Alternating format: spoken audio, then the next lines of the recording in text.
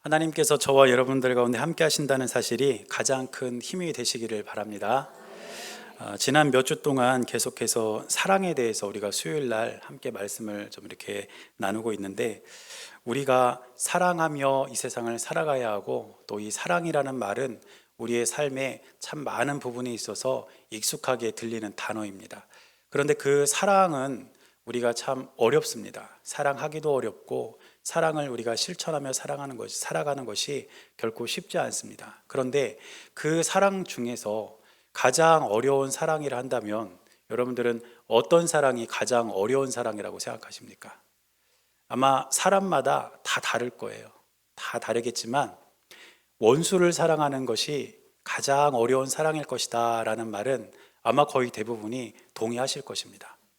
우리가 이 세상을 살아가면서 사랑해야 할 대상들이 참 많이 있지만, 원수를 사랑한다는 것, 그것은 정말 쉽지 않은 일입니다. 여러분들에게도 원수가 있으신가요? 여러분들은 너무 좋으신 분이라 원수가 없으시죠? 많아요? 원수가? 네. 저는 원수가 있을까요? 없을까요? 있어요. 네. 망설이 없이 대답하시네요. 네. 저에게도 원수가 있었습니다. 언제 있었냐면, 제가 20살 때 저에게 원수가 있었어요. 어떻게 그 원수가 이렇게 만들어졌냐면, 저희 아버지가 사업을 하시다가 큰 어려움을 겪으셨어요. 그래서 같은 교회 다니시는 집사님에게 돈을 좀 빌리신 것 같아요.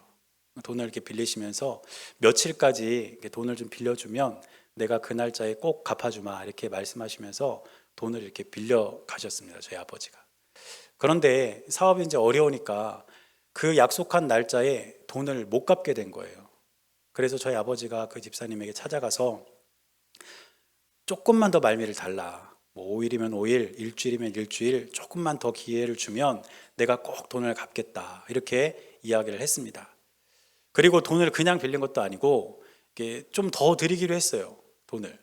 그러면 여러분들이 만약에 돈을 빌려준 입장이라면, 같은 교인이고 또 같이 신앙생활을 하는 그런 사람이면, 여러분 같으면 기간을 이렇게 좀 늘려주겠습니까? 아니면은 안 된다고 딱 잡아 떼시겠습니까?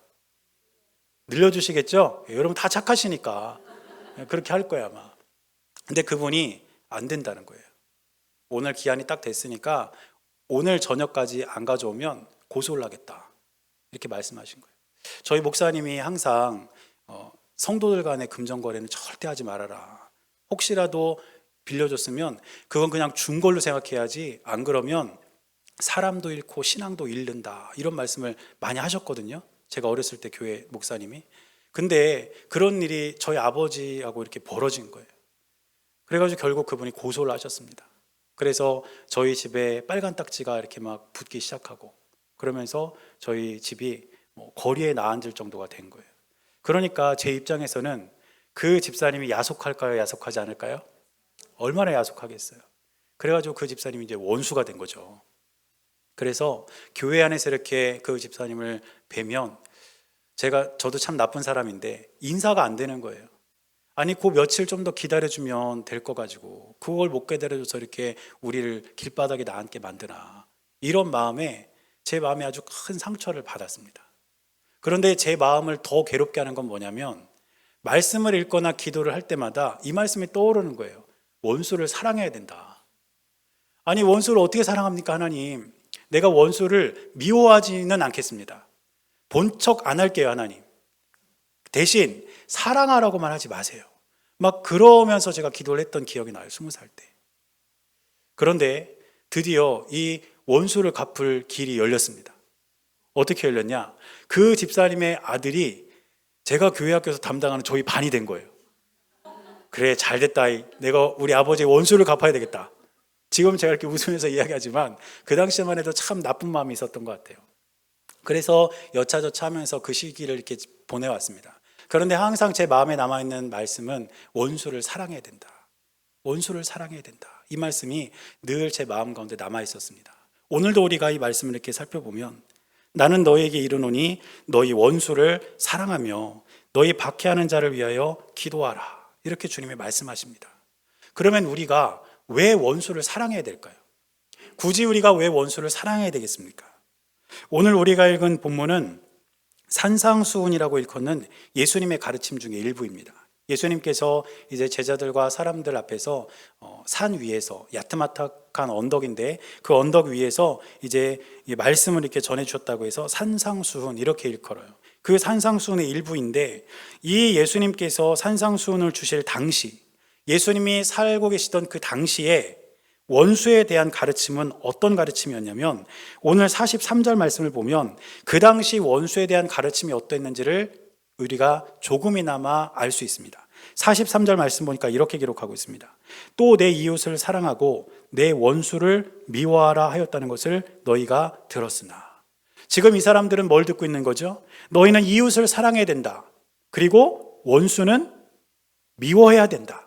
그런 말을 들었다는 거예요.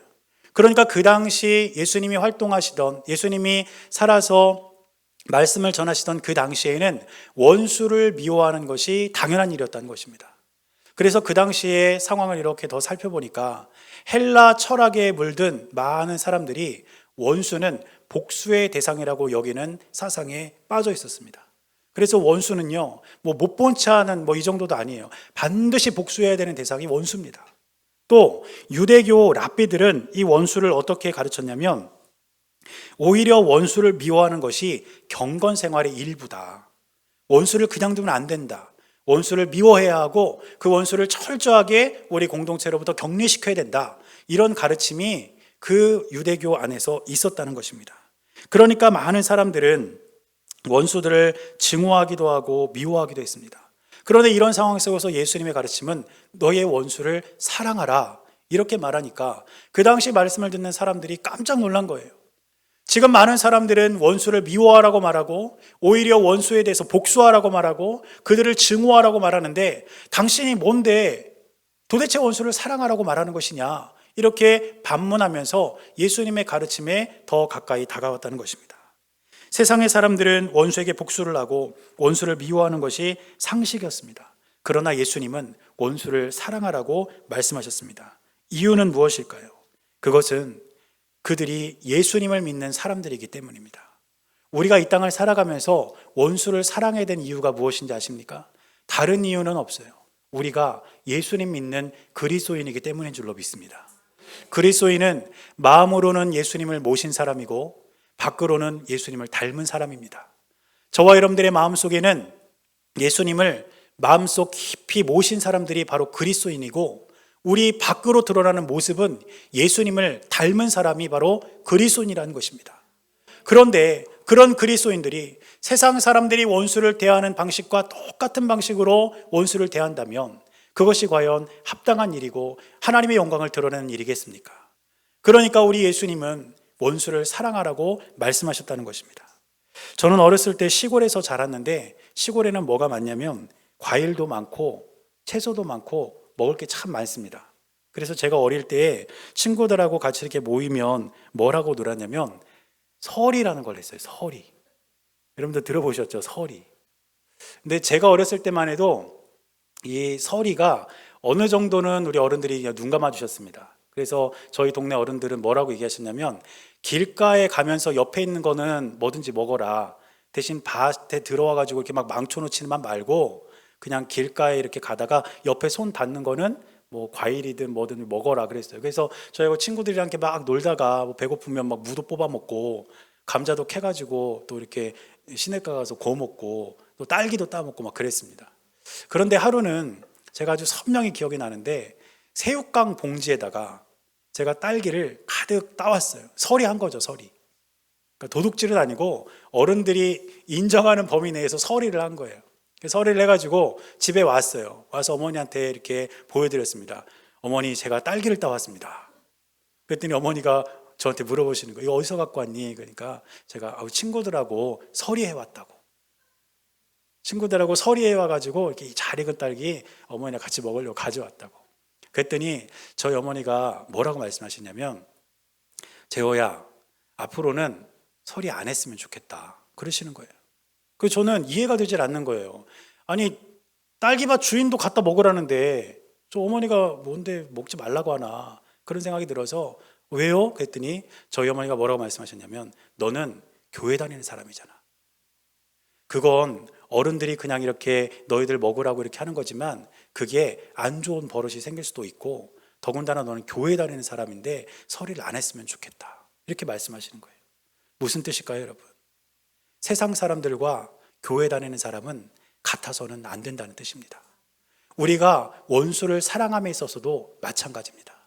세상의 가르침은 원수를 철저하게 증오하고 복수하고 그 원수를 내 발밑에 꿇어 엎드리게 하는 것, 그것이 세상 사람들이 살아가는 삶의 방식입니다. 그러나 주님께서 저와 여러분들에게 말씀하시는 것은 무엇이냐? 원수를 사랑해야 된다. 왜? 우리는 그리스도인이니까. 사랑하는 여러분, 저와 여러분들의 지금 삶에 원수로 일컬을 수 있는 사람들이 있는지 없는지 저는 잘 모르겠습니다. 그러나 분명한 것은 만일 우리가 원수로 일컬을 만큼 우리의 마음을 아프게 하는 그 누군가가 있다면 예수 그리스도께서 우리를 사랑하신 그 사랑으로 기꺼이 그들을 사랑할 수 있는 저와 여러분들의 삶이 될 수 있기를 주님의 이름으로 간절히 축원합니다. 그렇다면 우리는 어떤 원수를 사랑해야 될까요?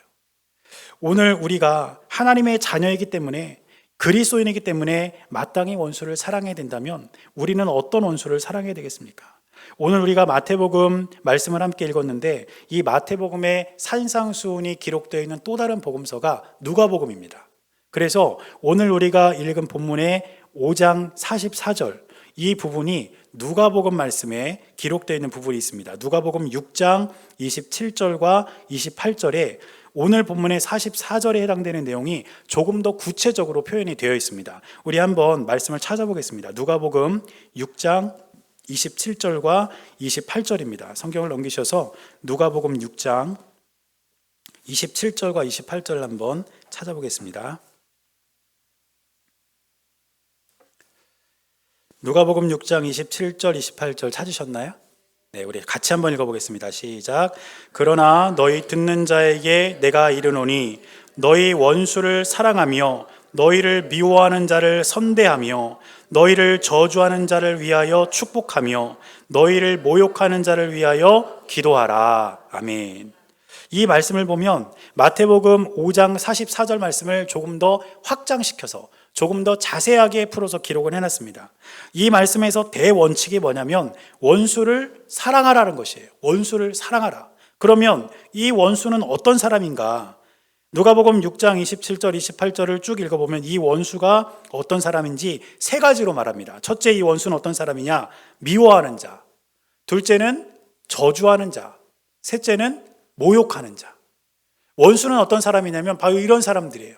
우리를 미워하고 우리를 저주하고 우리를 모욕하는 사람, 이런 사람들이 저와 여러분들에게 대한 원수라는 것입니다. 그런데 예수님께서는 바로 이러한 원수들이 우리를 미워하고 저주하고 모욕할 때 어떻게 하라고 말씀하셨습니까? 사랑하라.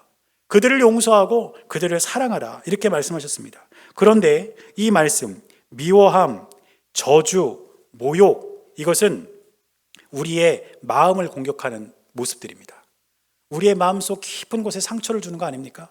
우리에게 미움을 던져주고 우리를 저주하고 우리를 모욕하고, 이런 건 우리의 마음에 상처를 주는 거예요. 그런데 우리가 오늘 읽은 마태복음 본문의 44절을 보면 이렇게 기록하고 있습니다. 나는 너희에게 이르노니 너희 원수를 사랑하며 너희를 박해하는 자를 위하여 기도하라. 여기서는 원수를 뭘로 표현하냐면 박해하는 자, 이렇게 표현합니다. 박해한다는 것은 우리의 몸을 공격한다는 거예요. 이 당시 예수님을 믿는 많은 사람들은 다른 외부로부터 몸의 공격을 당하기도 하고 마음의 공격을 당하기도 했습니다. 무슨 뜻이냐면 몸과 마음 할 것 없이 수많은 사람들로부터 마음에 어려움을 당하고 몸에 상처를 입고 살아가는 사람들이 그리스도인들이었다는 것입니다. 그러면 어떤 원수를 사랑해야 되느냐? 어떤 원수를 사랑해야 되냐면 모든 원수를 다 사랑해야 됩니다. 우리가 어떤 기준을 가지고 그래, 당신은 나에게 이 정도 했으니까 당신은 용서할 수 있어. 내가 당신을 사랑해 줄게. 당신은 통과. 그런데 당신은 안 돼. 이 정도 나를 모욕하고 나를 저주했으면 나는 절대로 당신을 사랑할 수 없어. 당신은 통과 못하는 사람. 이렇게 우리가 어떤 기준을 놓고 사랑할 수 있는 사람, 사랑하지 못하는 사람을 나누는 것이 아니라 우리의 몸을 공격하고 우리의 마음을 공격한 많은 사람들, 모든 원수를 우리가 다 사랑해야 된다는 것을 예수님께서는 저와 여러분들에게 가르쳐주고 있는 것입니다. 사랑하는 여러분, 우리가 그리스도인이기 때문에, 예수님 믿는 하나님의 자녀이기 때문에 원수까지도 사랑해야 된다는 것을 깨달았다면, 우리가 사랑해야 될 그 대상, 그 원수의 대상은 모든 원수를 다 사랑할 수 있는 넉넉한 마음이 저와 여러분들의 삶 가운데 있게 되시기를 바랍니다. 그리고 셋째로, 그럼 우리가 어떻게 원수를 사랑해야 될까요? 우리가 그리스도인이기 때문에 우리가 원수를 꼭 사랑해야 하고, 또 그렇게 사랑해야 될 원수는 우리가 기준을 가지고 나누는 것이 아니라 모든 원수를 다 사랑해야 된다면, 도대체 어떤 방법으로 어떻게 원수를 사랑해야 되겠습니까? 신약 성경에는 사랑으로 번역할 수 있는 헬라어 단어가 4개 정도 있습니다. 그 4개의 단어가 어떻게 해석이 되냐면, 첫째는 필리아라는 단어입니다. 필리아. 이 필리아는 어떤 단어냐면, 예수님과 나사로의 친밀한 관계를 설명할 때 이 필리아라는 단어를 썼습니다. 그래서 이 말은 사랑이라는 말로도 번역할 수 있지만 우정이라는 말로도 번역이 가득합니다. 그래서 이 말은 사람 사이, 특별히 친구 사이의 사랑을 말할 때 이 필리아라는 헬라어 단어를 통해서 사랑을 표현합니다. 둘째는 뭐냐면 스토르게라는 단어가 있습니다. 스토르게. 이 단어는 가족 간의 사랑을 말할 때 이 단어를 씁니다. 가족들 간에, 부모 자녀 간에, 혹은 형제 자매 간에, 친척들 간에 그 사랑을 표현할 때 쓰는 단어가 스토르게라는 단어입니다. 그리고 세 번째 단어는 어떤 단어냐면 에로스라는 단어입니다. 이 말은 낭만적인 남녀의 사랑을 표현할 때 쓰는 단어가 에로스라는 단어입니다. 그리고 마지막 4번째는 여러분들이 아마 많이 들어보셨을 텐데요, 아가페라는 단어가 있어요. 이 아가페라는 단어는 희생적이고 헌신적인 하나님의 사랑을 나타낼 때 쓰는 단어가 바로 이 아가페라는 단어입니다.